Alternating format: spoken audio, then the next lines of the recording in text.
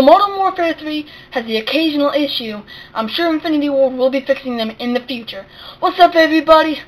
I'm Sandstorm here, and this is Team Defender on Fallen. Okay, so today I'm going to be talking to you guys about, does Modern Warfare 3 deserve Game of the Year or not? Game of the Year really needs a the game that is announced Game of the Year normally always has a very dedicated company that created it. Infinity Ward is a dedicated company. Like, for example, this is a Wii edition, and for the first entire week, the game's hit detection was off by a fair bit, really. You know what Infinity Ward did? They fixed it on the 8th day, of it being out. They fixed it, so now hit detection is perfect with it. They always do updates. They're constantly bringing out map packs. They normally do about 4 map packs per game. Maybe not Infinity Ward, but that's normally about what happens with Call of Duty. There's about 4 map packs, something like that. And I'm sure that this game will have that as well.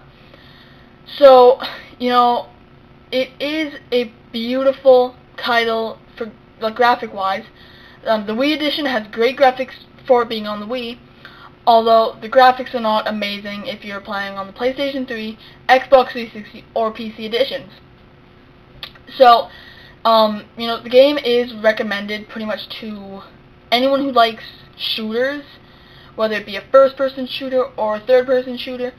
It's a great game. It does not have Modern Warfare 2's third-person game modes, but that was not very popular anyways, so they didn't need to bring that back. Instead, they have a whole ton of new modes, including Team Defender, Kill Confirmed, and a few others. They have some great games. So, it's recommended to anyone who likes a shooter. So that's a huge group of people that this game was made for. So it is definitely a great title, and they've got a very dedicated staff working on it 24/7. Okay, so now let's move on to the frame rate. The frame rate in this game is a silky smooth 60 frames per second. So that is beautiful. Now, it may still not be as amazing as some games, because some games do go up and over and beyond, but it's still an amazing, beautiful 60 frames per second. And also, back to the graphics real quick. I forgot to mention, the worst thing is it's got an outdated engine that it makes its graphics on. If you see something like Battlefield 3, they have the Frostbite 2 engine. That is the best engine out there at the current time, really. It's a great engine, amazing graphics, but the game does not hold up it's not as good of a game. It doesn't hold up as well as Call of Duty Modern Warfare 3. So if you're planning on getting Call of Duty, you're probably one of those people who are a fan of the game, and you would be fine with, naming it Game of the Year. Now, it's got Saints Row the Third, though. That game came out just really shortly. And, well, that's a huge title. It's like Grand Theft Auto, except, they have extra modes and extra customization and stuff like that. So it's like the better version of Call of Duty. Or, not Call of Duty, sorry. It's like the better version of Grand Theft Auto. And Call of Duty, in my opinion, is like the better version of Battlefield. Now, Battlefield is great for people who like realism. So if you like something that's very real, you're going to want to go with Call of Duty here. But if you like something that's more arcade type and more action and more excitement, you're going to like Call of Duty, because there's a lot more action in the matches, because you don't have to go 250 miles just to, walk near a man. You take 20 steps and you're beside some enemy with an LMG spraying in your face. So, really, the game is a lot better in any, action type of form. But, I don't know. Some people don't like it as much. And that's their own decision. They'll name Battlefield Game of the Year instead. Now, Call of Duty is always having updates, like I mentioned. It's got amazing graphics. It's got maybe an old engine, but it's still got 60 frames per second. And now let's move on to the campaign. Now, all games need to have a good single player, a good multiplayer, and especially a good maybe extra added on mode. That's how games are holding up nowadays, is because they need all this new stuff, you know. Otherwise, they're not as big and popular and popping, you know, as all these other games. So what Call of Duty does is they have the amazing multiplayer that I've talked a lot about, but they also have the, like the Michael Bay type of campaign. The only problem with this campaign is it lacks length, really. It's a very short campaign experience, especially for wrapping up the Call of Duty Modern Warfare series. It really is too short. It's got about 6.5 hours of gameplay. There is replay value for collecting all the enemy intel, but that'll only take you another probably, couple of hours. So it's max of about 8.5 hours for enjoyment on this game. So that is a huge disappointment.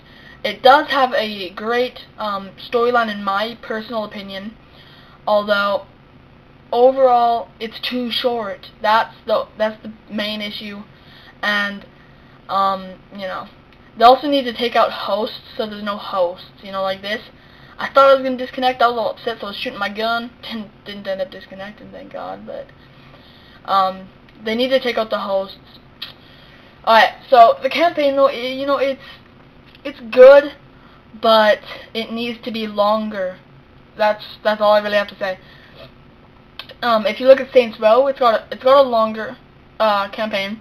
If you look at Uncharted, it's got a way longer campaign. Look at Legend of Zelda Skyward Sword, it's going to have a longer campaign, I would imagine. And, well, I don't know what to say. It just needs a longer campaign. That's all I can really say. So, that's too bad and all. But you still got the multiplayer, and then you've also got the Spec Ops. Now, this is the extra mode that was needed pretty much to pull this game out, because the multiplayer holds the game at 100%.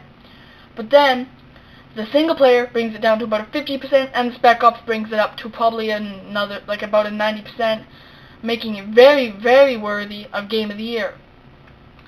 Now, Battlefield 3 played just like Black Ops for its campaign. It's flashbacks, flashbacks, flashbacks. So that was a mistake on Battlefield's part, on DICE's part.